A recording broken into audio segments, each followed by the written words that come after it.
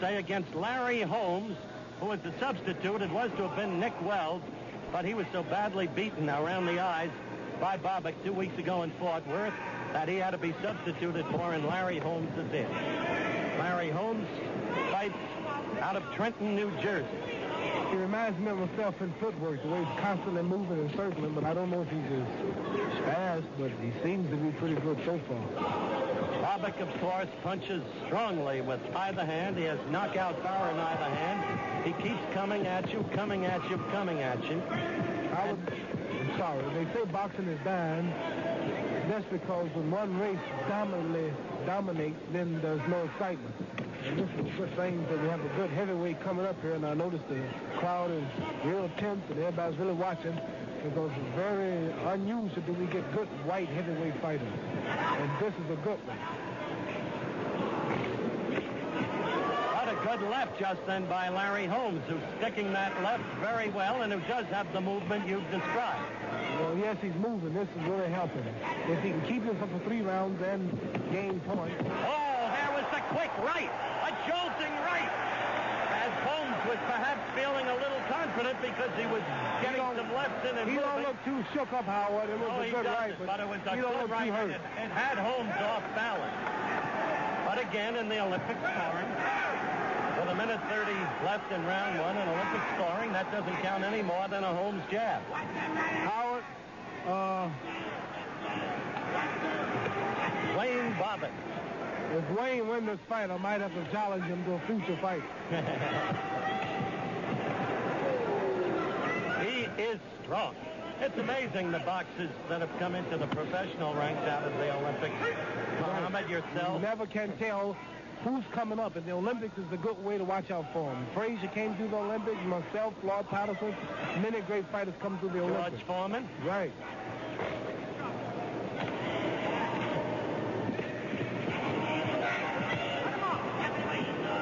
45 seconds left in this, the first round. Duane Bobick against Larry Holmes. Larry Holmes has been knocked down, but who has used his left jab rather effectively and who continues to move on his toes. As Muhammad Ali himself said, a little like Muhammad Ali. But Bobick, the pursuer and the aggressor.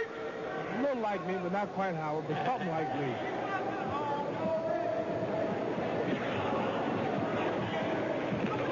Two quick rights by Bobick there in the left. And another left by Bobick. Now he's getting to him. If Bobick lands with some of these punches, he could hurt. End of round 1. Back in a moment. Fieldhouse at West Point. The heavyweight Olympic boxing trial. Duane Bobick, the white fighter. And Larry Holmes, substitute against Bobick. It was to have been Nick Wells. But after what Bobick did to Wells 2 weeks ago in Fort Worth, Nick is here today. That was what you call a caution, not a warning, from Raleigh Schwartz, the referee.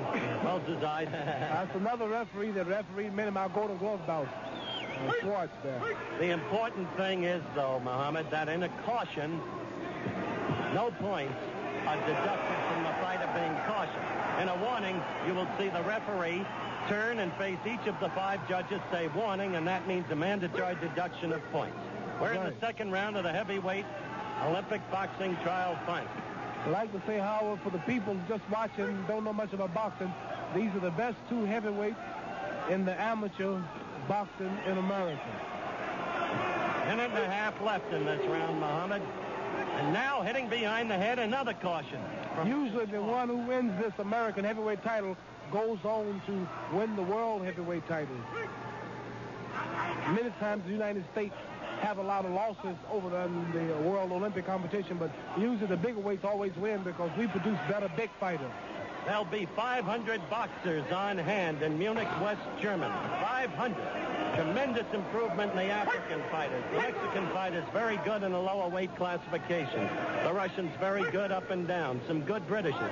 And all of the boxing highlights coming to you from Munich, West Germany, when we begin our Olympic telecasts. And, of course, they'll begin on August 25th, 26th, the opening day ceremonies, and then on to the event. There's something about heavyweights, Howard, how heavyweights excite people more so than any other weight. And I'm glad that we have a good match here tonight. It's not a dead fight. It's not a slow fight.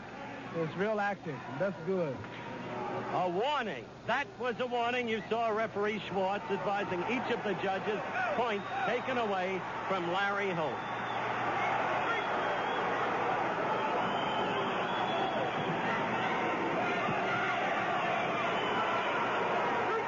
Well, Howard, it looks like we have another great hope. Another warning. Just a minute here, Muhammad. That's a second warning. One more warning automatically disqualifies Holmes. The fight will be stopped. Bobick real confident, too. You notice how hard he fights after these warnings. Swimming trials for men and women. You'll see Mark Spitz as we look at him here in a practice session trying to qualify in the 4 events for which is the current world record holder. Gary Hall and Brian Jobe will also be competing for a spot on our Olympic swimming team. The women's events, Ellie Daniel, also shown here in training, and Susie Atwood should be leading female swimmers and certainly top hopefuls for gold medals in Munich. Now, let's get back to the fight as we go into the third and final round. Bobick against Larry Holmes. Holmes is still on his toes. He's really fighting now.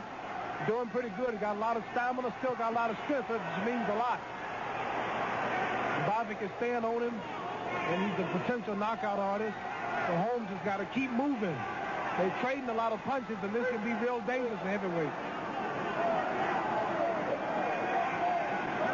One more warning, they'll stop the fight on Holmes' part. So I hope that he can finish this thing out without losing it on an accident. Good right there. Right to the top of the head, which shook Holmes. Now, Raleigh will be as lenient as possible. He's holding on. Holmes is holding on. Fight stopped. Third warning. Referee stops contest. Third warning. That's an unfortunate way for this day of boxing to end here at the United States. I like to say how Holmes was really hurt, but he was on his feet. You can be knocked out on the floor. You can be knocked on your feet. Holmes was actually holding on because I think he wanted to fall, and the referee saw it. I want to get referee Raleigh Schwartz over here if I can in order for him to explain the nature of the 3 warnings so that the public will have a good understanding of this warning business when they watch the boxing events from Munich, West Germany.